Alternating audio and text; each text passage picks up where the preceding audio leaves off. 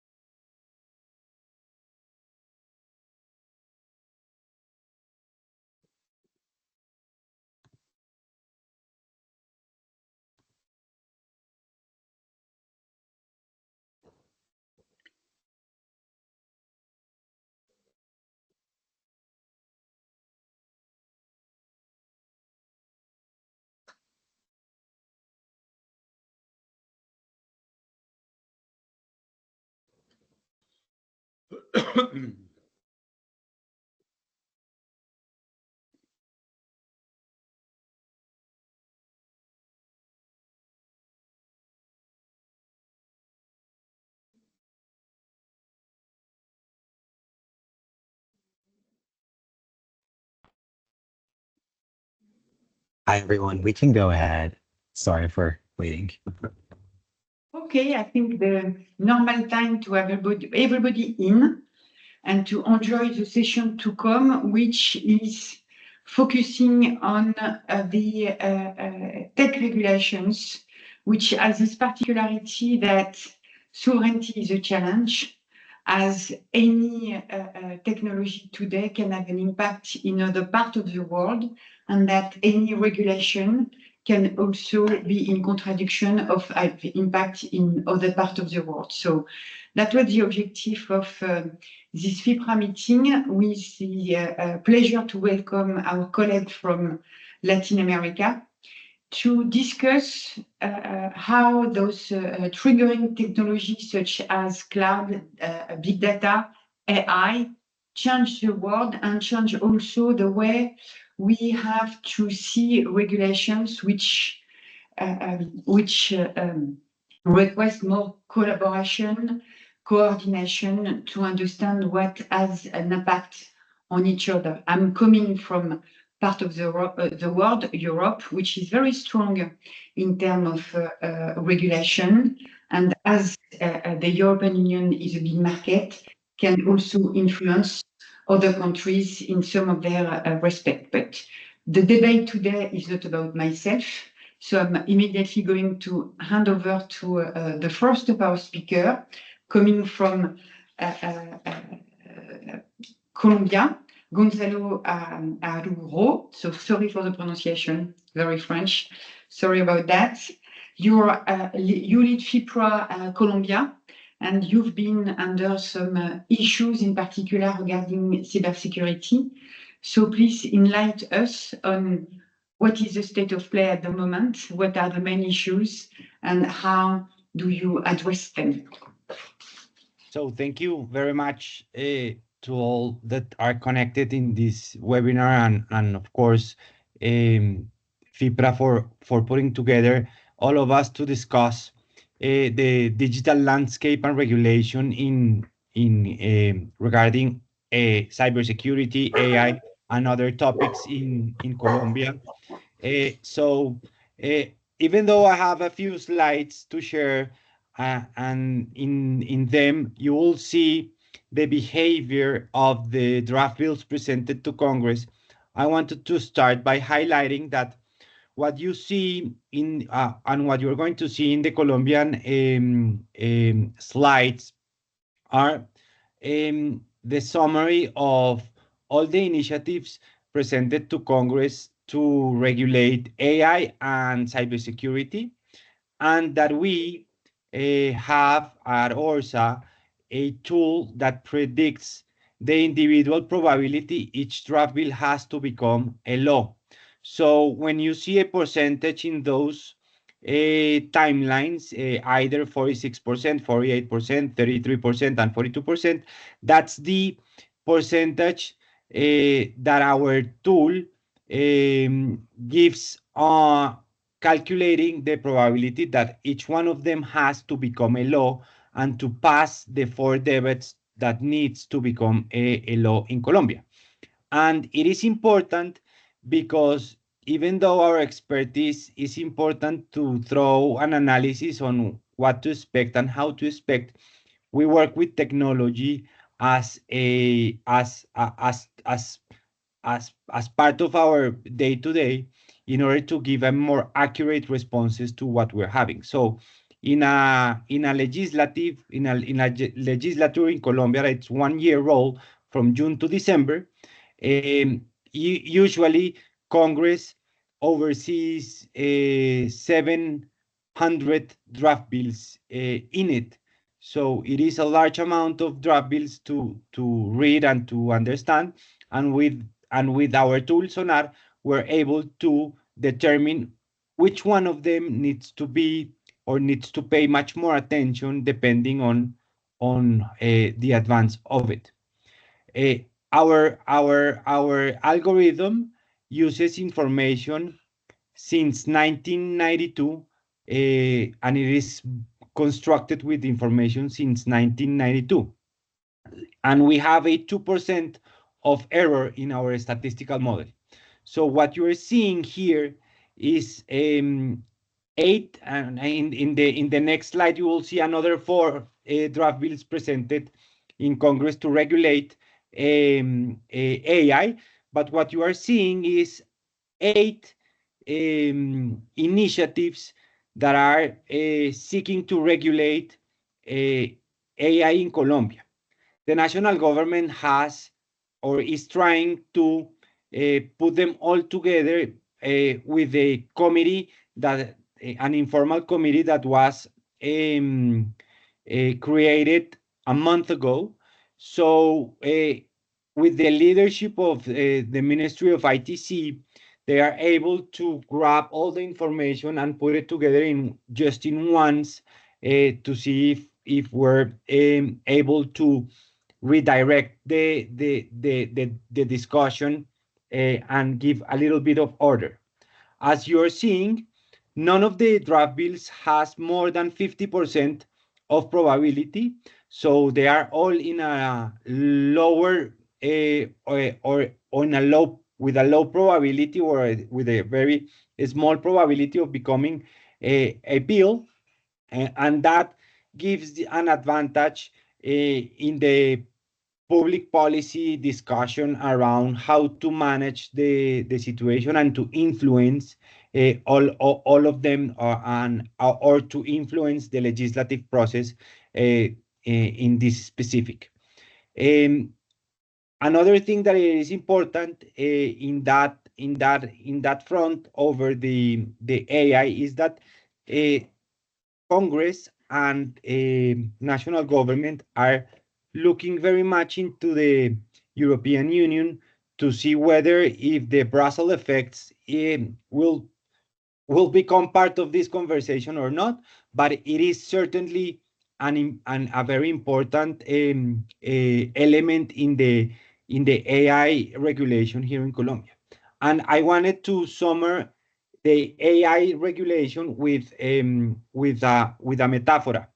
So what we're seeing is that either congressmen or government are trying to just get some spotlight with the media and news when they speak about regulation on AI, and they don't understand very much or very deeply what the European Union have done on the ethics side and the ethic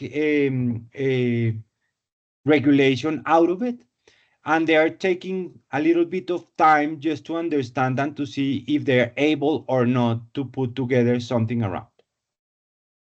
The other 2 topics that are hot in the agenda is the digital and cybersecurity space.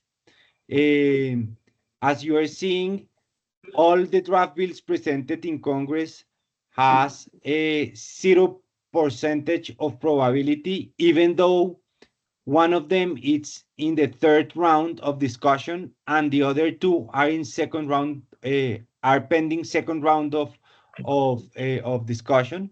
And this is due because there's a draft bill that was presented by government and the other one was presented by the opposition, and they are fighting together on which one is going to get to the final race. But it is certainly something that we need to approve in Colombia.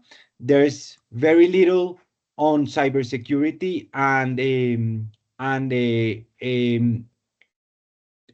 aspects around um, attacks into the web or into the or into security as part of the regulation. So this is something that will for sure, if they don't pass, so they will for sure be filed again in Congress, and it is something that it's moving in the top of the agenda, and that it is as well very much important right now.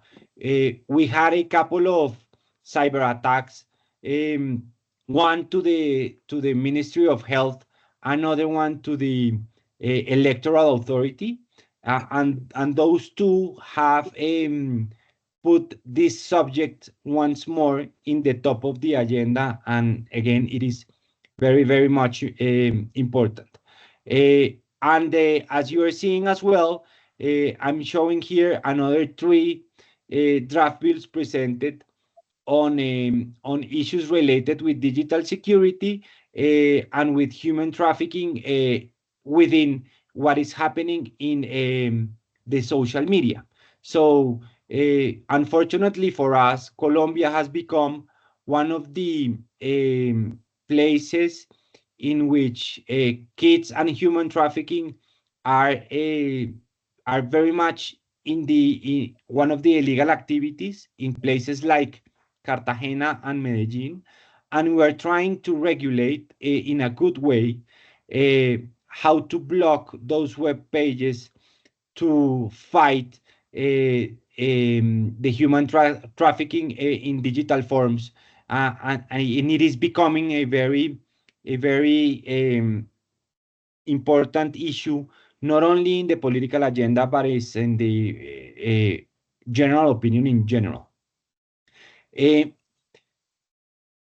And last but not least, there's a lot of influence to regulate in Colombia the way kids and adolescents use social media in their phones or in their houses, and this is a very hot topic with much more higher probabilities of become regulated in either this year or next year in the agenda. So if you take a look in the digital landscape in Colombia, there are three mainstreams that are being regulated or trying to be regulated. The first one, those related with cybersecurity. The second one, those related with AI with a huge lack of information and with very much opportunities to influence that agenda, and a late regulation regarding social media and platforms, especially when it comes to kids and adolescents that are also being part of the agenda. Not only the cybersecurity part of the agenda is um, uh, becoming with the national government, and the Congress is the one putting the efforts in the other two mainstreams on being regulated. So that's what I have to share with you. And of course, later on, if you want, we can share some questions around what we're seeing in that front. Thank you very much, Gonzalo. So I don't know if it's a good or a bad thing, but clearly the issue in Colombia are not that different from the European ones. That's exactly the same subject. And if it can be of any consolation, I'm not sure that our politicians here understand artificial intelligence better than in Colombia. They just pretend. So it's probably for professionals like us to be as pedagogic and to educate for them to at least understand what they are looking at and what they are doing. And if you need some support in explaining the AI Act, happy to provide that to you as we have been living with it for months. Thank you very much. I'm going now to hand over to Juan Mauricio Mora from Mexico. So I'm curious, Juan, as you have been on top of the news those past months because of the change in leadership in Mexico, and that has in particular for people like me, i.e. women, as you have now a woman leader. But so I'm curious about your new leader. I'm also curious about what does it mean in terms of working on tech regulations. Does it mean that there is a change, a continuity, and how the new government is addressing these kind of issues? The floor is yours. Yes, thank you, Thaima, and thank you everybody for being here. I didn't prepare slides. I prefer an open conversation, and perhaps if there's some time, some questions later. As you well mentioned, Mexico just underwent an historic election that elected its first female president, who's actually the first female president in North America, which we never thought that Mexico will be leading Canada and the US, but we did. So that's something that it's very exciting for us. At the same time, we elected a majority not seen before in Congress in the last 40 years. So the current president, President Sheinbaum, has a majority of almost 75% in the lower chamber and around 67% in the Senate. That has been sometimes challenging because it has an overwhelming majority that allows her to modify the Constitution, which require 2/3 of Congress. Former President López Obrador sent back in February a list of 20 constitutional reforms that wanted to go over several key issues in Mexico. One of the most relevant to the tech sector is transformation of a couple of regulatory agencies, one being the telco regulatory agency, which is set to disappear and be, it has like a constitutional autonomy. So now we will be dependent on one of the ministries, similar to the Data Protection Authority, which the Data Protection Authority in Mexico handles two issues. On one hand, transparency, government transparency, contracting, etc., and on the other hand, the management of personal data by private and public institutions. So it is still unseen where will these faculties land. And finally, the Competition Authority, which has been very vocal on the digital sphere. Let me give you just an example. Back in a couple of years ago, Uber decided to buy a Chilean startup called Corner Shop, and it raised a competition issue, and it ended up being investigated by COFECE, and at the end it allowed the acquisition, but it has a couple of other famous cases and investigations into advertising in the digital sphere. That being said, that reform is said to be approved by the majority in Congress, by the word of the majority leader before the end of the year. So this will be transforming a lot of how the tech/telco ecosystem works in Mexico. On the other hand, something that is very encouraging is that over the past 6 years, President López Obrador, which was one of the most popular, if not the most popular president in 70 years in Mexico, did not put much attention into the digital agenda. So there was an effort on providing connectivity But outside of that, there wasn't much work done on digital. And this is super relevant because obviously as these technologies came and new improvements, there was a lot of activity in Congress, both in the Senate and Chamber of Deputies on AI. But also there was a very famous hack 2 years ago where the military system and mails were hacked, and they exposed some personal information on the president, on the government. He apparently had a heart attack that we didn't know about, or he didn't inform the public, and that was informed there. And at the end, what happened was that there were a couple of cybersecurity bills that tried to build consensus on one hand to regulate the cybersecurity threshold for government, but at the other hand, also on the matter of private companies. Those bills, none of those were approved. Are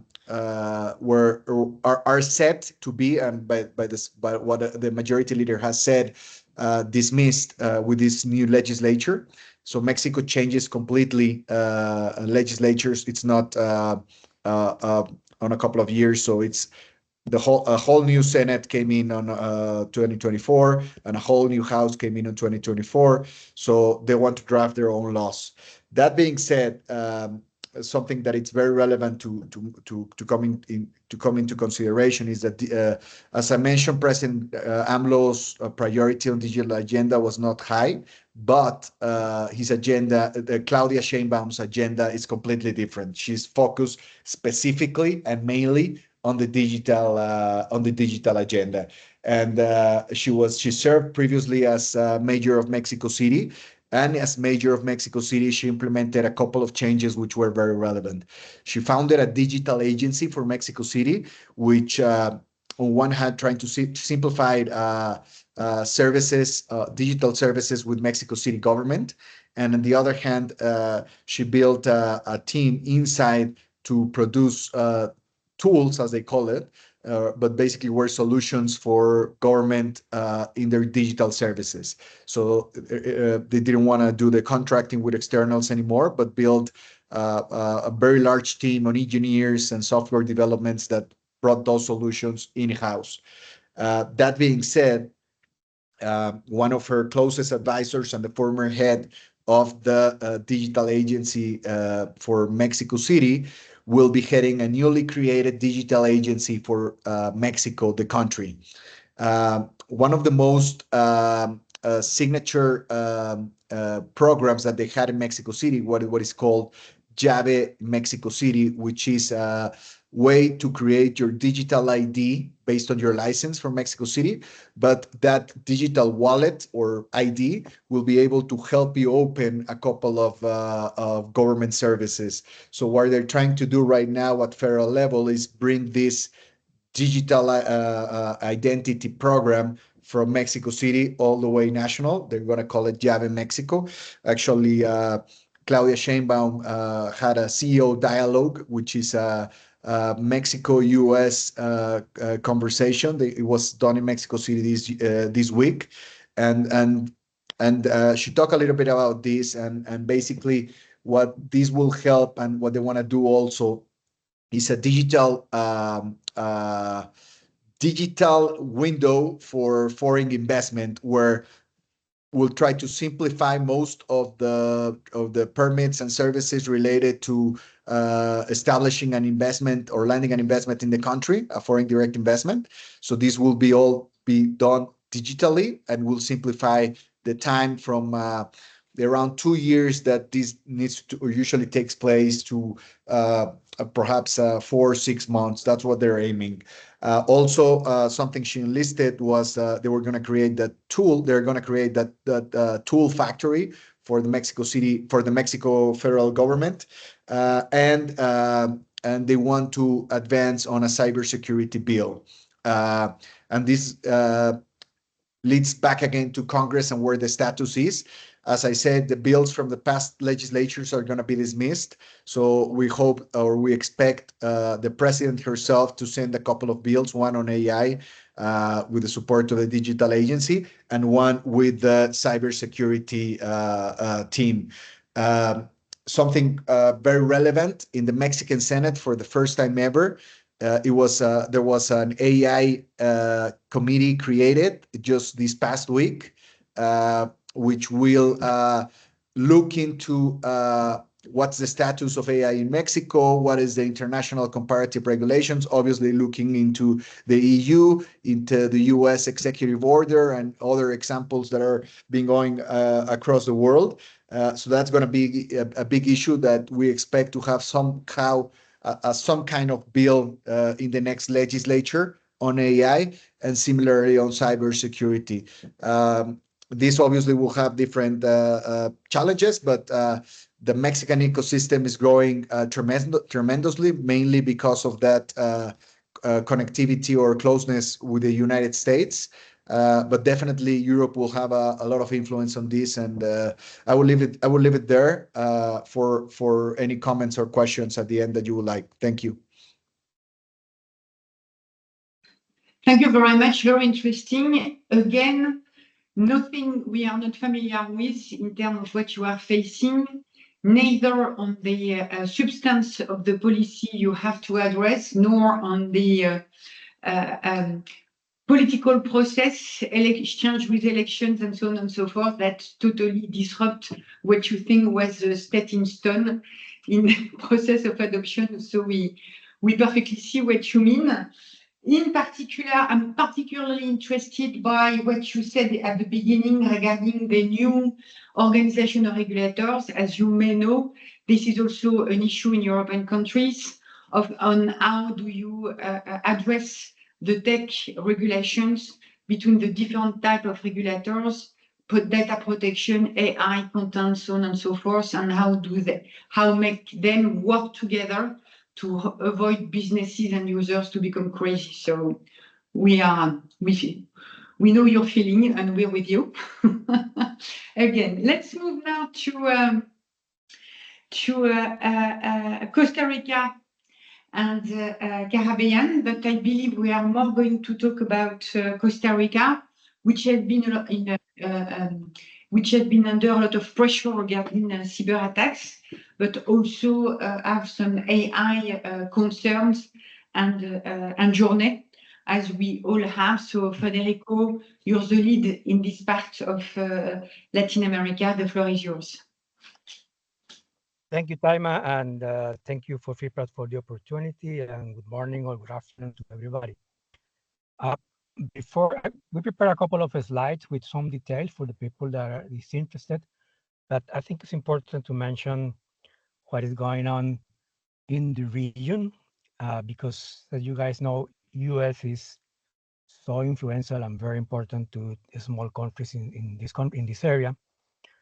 There are two initiatives from the US that are having a big impact, and both are related to artificial intelligence, cybersecurity, data privacy, etc. One is the Alliance for Development and Democracy that started about a couple of years ago from the US, and that involves 3 countries, Costa Rica, Panama, and the Dominican Republic. And it's interesting that also those 3 countries are also impacted by the US CHIPS Act that is having an important impact in this area. Now, if we go to Costa Rica in particular, we had 2 years ago an important cyber attack. We were subject to COMTI, which was, or I think it no longer exists, but at that time was a Russian hacker, and they did hack first all the systems from the finance minister of Costa Rica. They took all the information, private information from taxpayers. And initially they started to request, I think was a $3 million ransom. Then the government said no, so they continue the hacking, and they hacked other government institutions, particularly the social security system. And that was also created a lot of problems for the Costa Rican government. The pension systems couldn't work. the appointment for the social security system couldn't work. And again, another ransom was asked, and the government also said no. So we had a lot of issues at that time. The government then decided not to pay the ransom, and we went through maybe 6-9 months of heavy problems. Then we got support from important multinationals that have businesses in Costa Rica, including Intel, Microsoft, Akamai, and others, and also support from the U.S. government. And as we speak today, the U.S. government set up a special task in Costa Rica, donated $25 million, which for us is a lot of money, and created a national cybersecurity strategy. And as of today, the government has really changed.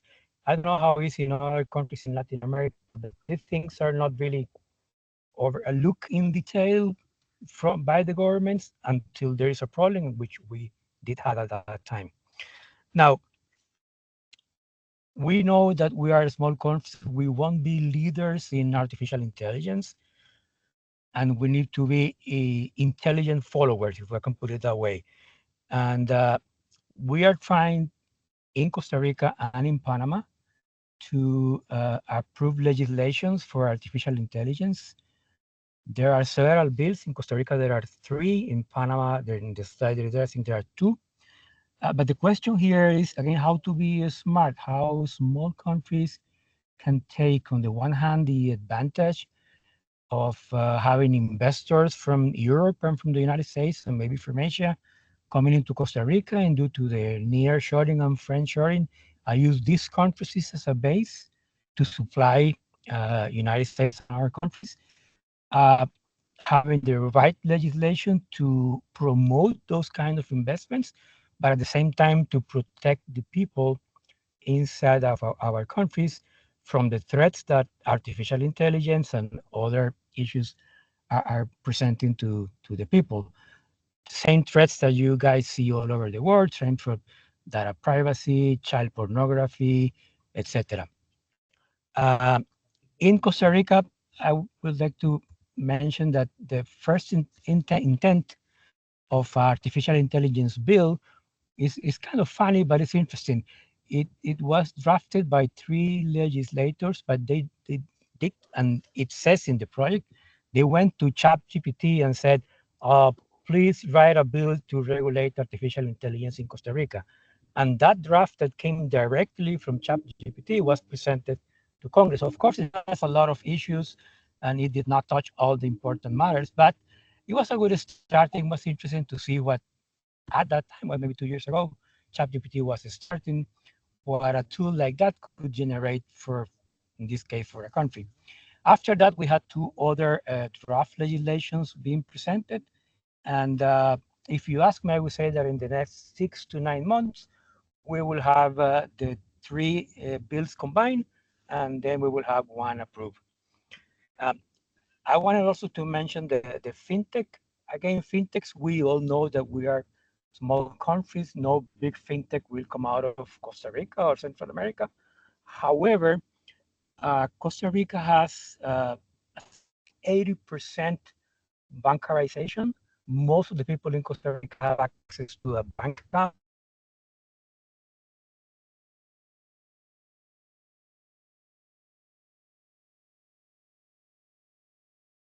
Is it me or Federico is we're losing Federico, yes. Federico. Igit, can you help, or should we move and then get back to Federico? Yeah, maybe we can move and then get back to him once he's back.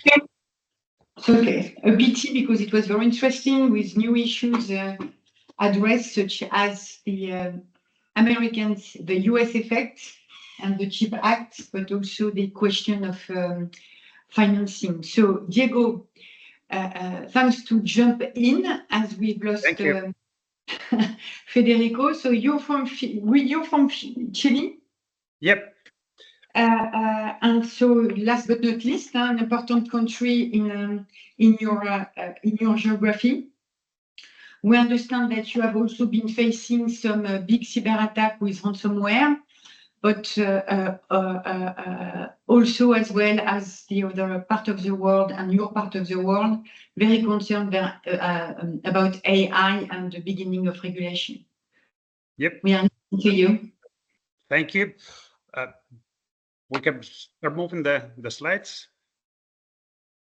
Yeah, I would like to show you some numbers to understand better how's Chile right now. The population is 19.6 million people. GDP it's $16.6 thousand. PPP it's around $30,000. Internet penetration is 91%. Mobile connection it's around 28 million cellular mobile connection per year. 5G coverage it should reach 90% by 2025. IT markets to grow in the period 2022 to 2027 in $4 billion. In 2022, 86% of the public service are digital. 40 million attempted cyber attacks in 2022, and according to the Latin American Artificial Intelligence Index, Chile is #1. So the numbers are quite good for Latin America. We are ahead of many countries in the region, but the regulation was really outdated. So like always, technology is moving faster than the regulation. So this year was a key year in terms of catching up with the technology in terms of regulation. So we have 3 regulations approved and 1 bill introduced to the Congress this year. And in March was the cybersecurity framework approved and published in the official Gazette. Then in June, we have the public service recognized as a public telecommunications service, also approved and published in the official Gazette. Then we have the data protection bill approved by the Congress in August. Now it's in the Constitutional Court, pending the constitutional review, which is it's not going to happen anything. It's not going to change anything. And so we expect the data protection law to be published in the official Gazette by December. And at the end, in August this year, the government introduced a new bill to regulate artificial intelligence system, which is a comprehensive one, because previous of this bill was 2 or 3 minor bills just sleeping in the Congress. So now the government introduced a new one, and in Chile, in the system in Chile, the pace of the process in the Congress is set by the government. So if the government wants to pursue one bill, has all the rules to do it. The next one, please. So what we have now, from nothing, practically from nothing, now we have 3 regulations in place that the companies has to adapt all the system, all the technology, train the people, and in a time frame for 2 to 3 years. So it's going to be a big challenge for public and private companies. In cybersecurity, the scope of the regulation applies to essential services, energy, healthcare, telecom, and financial services. The economy in Chile is mainly private. So all these services are provided mainly for private companies, not public companies, except from healthcare, which is something like 70 and 30%. 70 is public service and 30% private. The regulation create an institution, which is an agency. Agencies are quite new in terms of regulatory bodies in Chile. So we created a one like similar that they have in Brazil and Mexico, with a lot of power to oversee the regulation, coordination, and enforcement across the sectors. The law also sets some principles in cybersecurity, damage control, cooperation, security by design, and privacy by default. Key obligation, it's reporting cyber incidents within 3 hours, implementing cybersecurity measure and continuity plans, regular drills, training, and cyber hygiene programs. This is quite new because before this regulation, we didn't have anything. So after a cyber attack happened, nobody knew, first of all. And then when we knew, the companies didn't have any obligation to respond. Penalties and effective dates. The penalties are quite high for the Chilean economy. It's $1.4 million, and it's could be double if the operator run a vital service.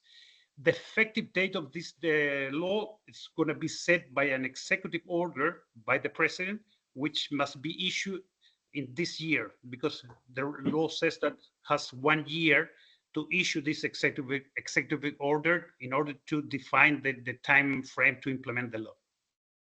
The next one, please. Data protection law. This bill was in the Congress for 6 years, was quite difficult to get an agreement between the government and the opposition.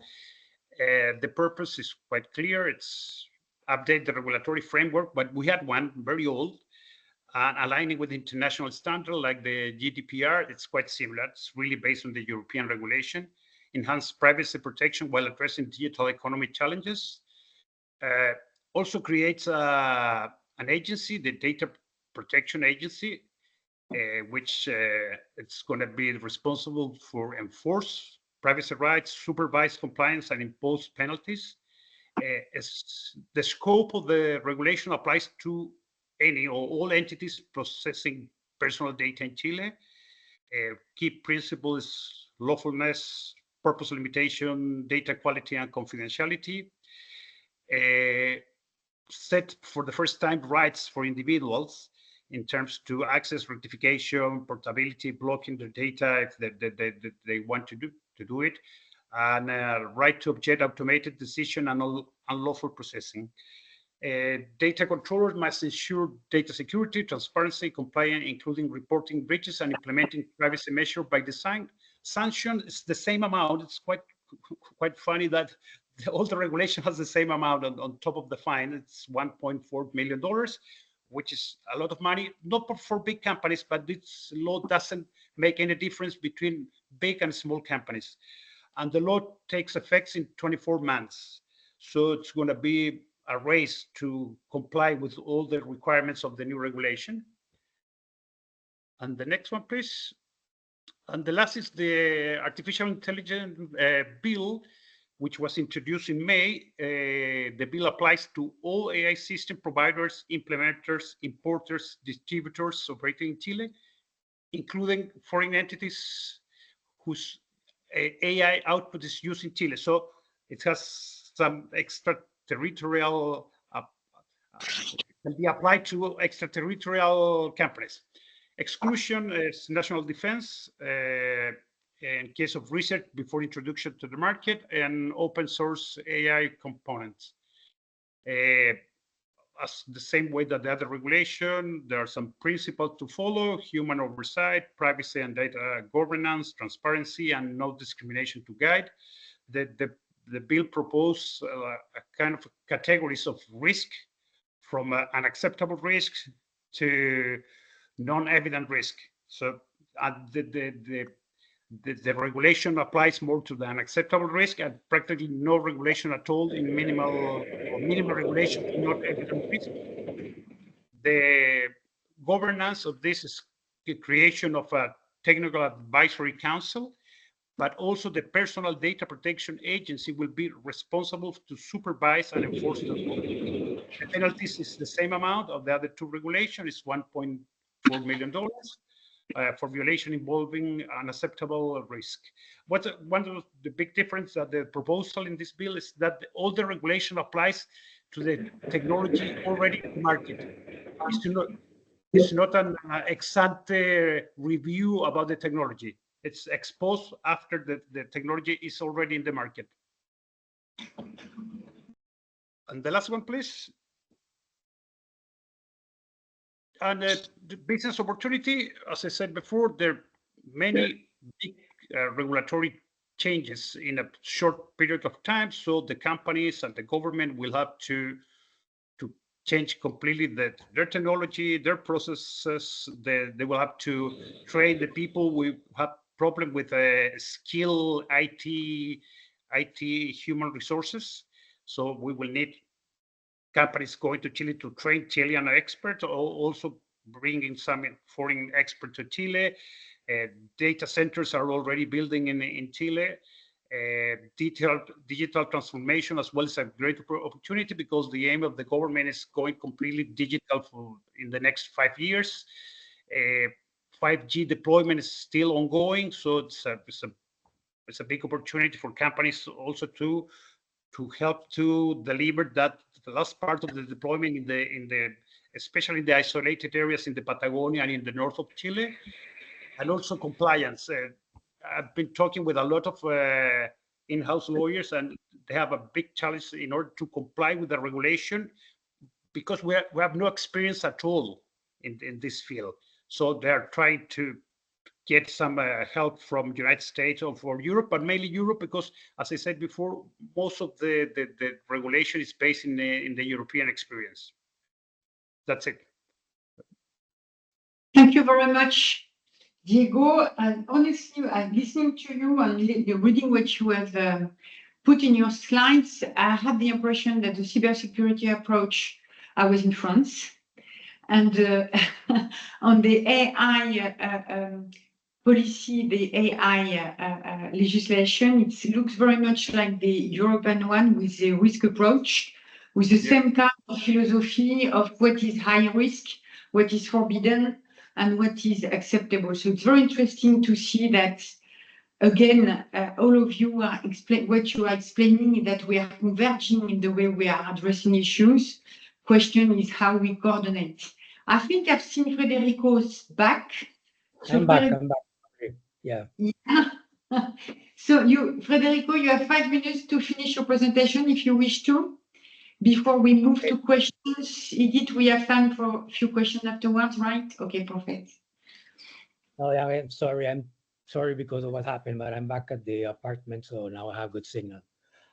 No, maybe I was about to finish again the details we have in the slides, but I think what my message is, Costa Rica is trying to take the opportunities it may take in advanced testing, manufacturing of anything related to chips and technology.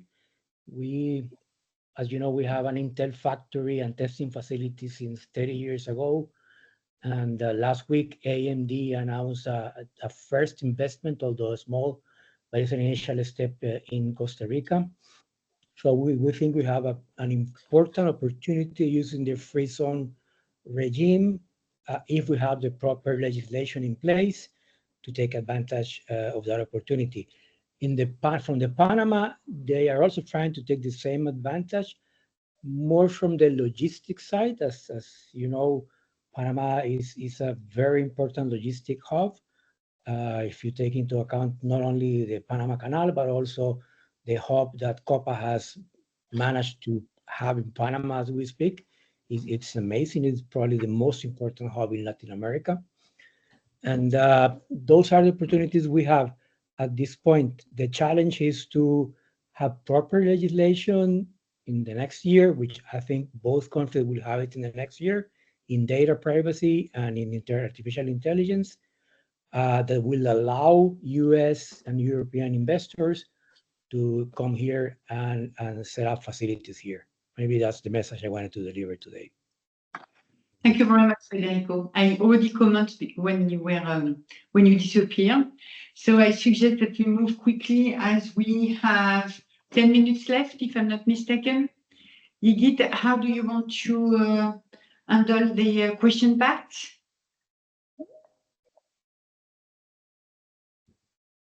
Can you help me, please, with the question? Okay, let me just stop on my screen first. And if we go to the Q&A, we have a question in the Q&A section. Thaima, can you see it? I'm afraid I don't know where is the Q&A section. Let me just put it in the chat. Okay, thanks. Sorry, and if we have more questions, feel free to add it in the Q&A, and I'm just copy pasting it.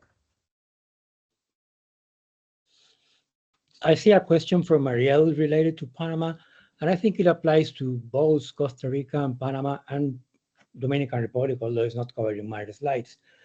It will have a huge impact if the legislation on data privacy, cybersecurity, artificial intelligence does not follow international standards, European GDPR standards, for example. Then you won't see those companies, coming here or investing more if they're already here. Let me give you just an example. The data privacy bill that is being discussed in Costa Rica has very different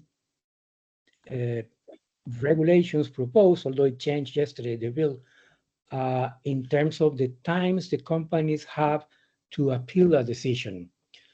And that's very important because if you give 3 days, sometimes a data privacy resolution that forces a company to answer, you can't answer in 3 days. You need more time.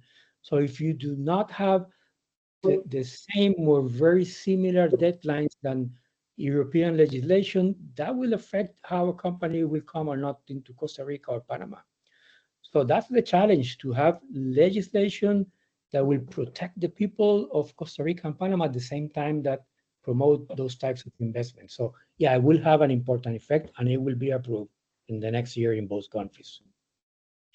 Thank you very much. We have a question to all the panelists regarding the sanction philosophy to address the issue of cyber attack from Russian bots.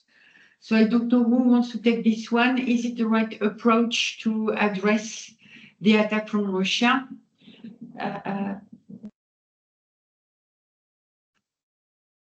If I may, because we've been there, it's, to anticipate. That's the problem. The government did not anticipate anything. We had open doors everywhere in all government systems, very easy for anybody to enter and take information and then make this. So the key is prevention. You have to invest, and it's a lot of money and it takes a lot of time. It's not something you can do overnight. And also, if you go to the ecosystems, I'm talking here Costa Rica in particular, but it's probably the same in other countries, at least in LA, in Latin America. You don't have a strong executive government that can mandate to all government institutions to do what they want.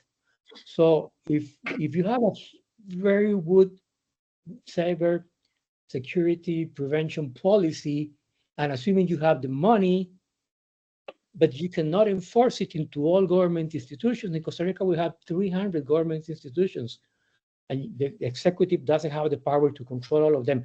So it's not only to have the policy, it's also to have the tools to enforce it, so that those open doors that are everywhere, and they're very easy for hackers to get into the systems, that you can, shut down all those doors on time.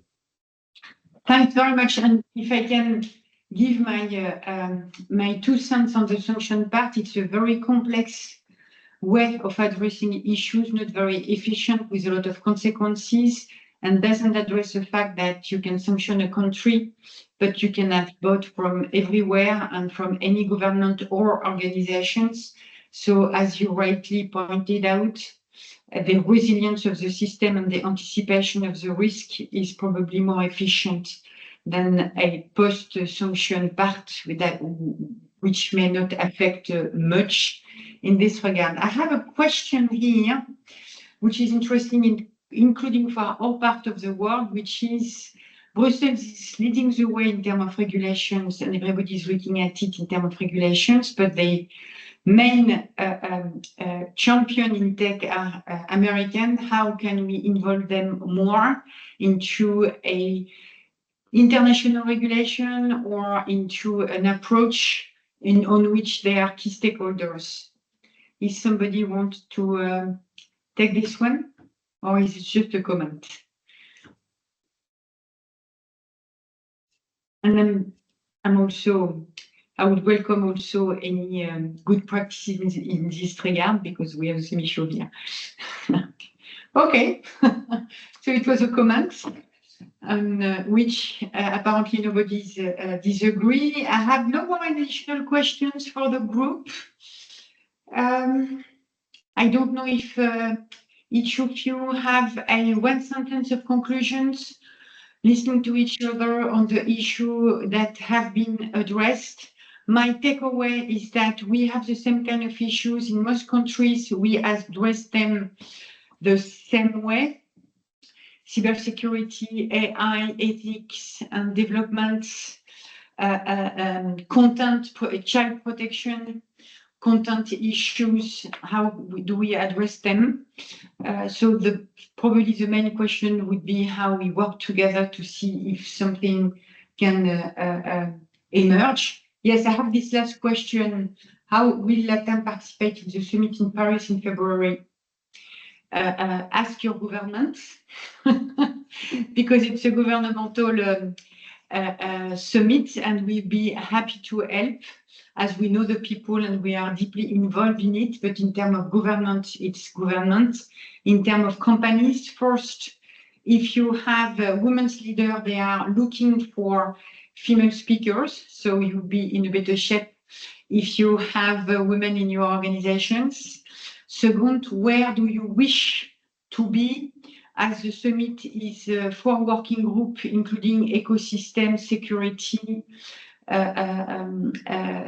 ethics, development. I think it's got 4.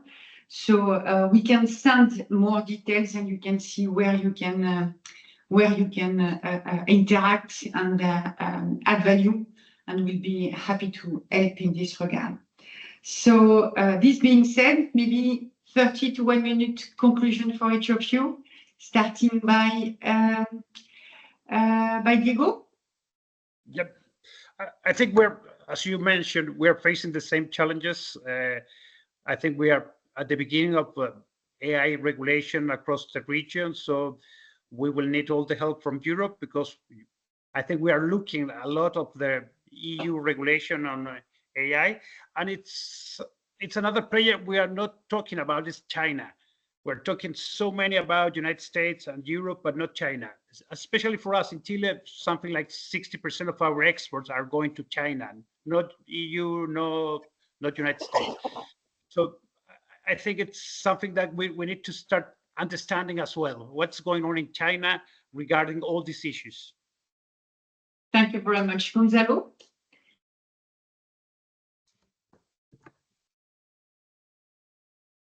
On my end, I believe that there's going to be a lot of influence on the way other regions treat AI, and for sure, legislators in Colombia are going to take a deep look on that.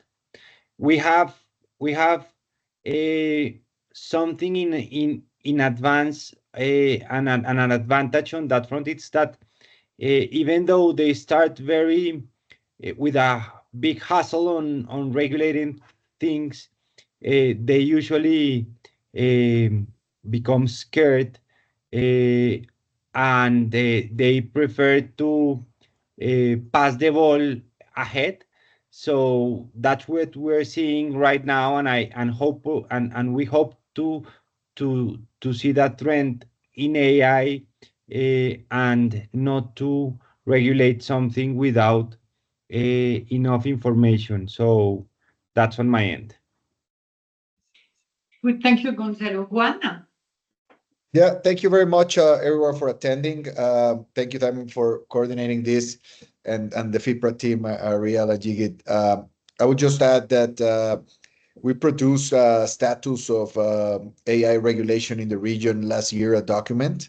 We will likely be updating that, and we could be following and forwarding that to anyone on the call who might be interested. So for those external to FIPRA, please feel free to reach out, and we can get that to you. Thank you very much. And last but not least, Federico. Yeah, no, thank you, Thaima. No, just a final comment now that Diego mentioned China. Last year, the government Costa Rica issued a guideline that any provider to any government institution in terms of hardware or software related to technology has to be a member of the Budapest Convention. And that means that China is not a member. So Huawei and the other China technology producers cannot at this point offer any system in terms of 5G or in terms of servers that the government will buy. So that's interesting to have in mind. It was supposed, of course, approved to please the United States as part of the U.S. CHIPS Act that I mentioned before. But it's something in geopolitics that is also playing there in all Latin America as we speak. Thank you very much, Federico. So I think we are at the end of the session. I commit to send you the 4 or 5 working group to be involved in the AI Summit in Paris in February. And if you have anything to share, please do. And I'm looking forward to seeing all of you in Tokyo. Thank you very much. Sure. Bye. Thank you. Thank you. Bye-bye.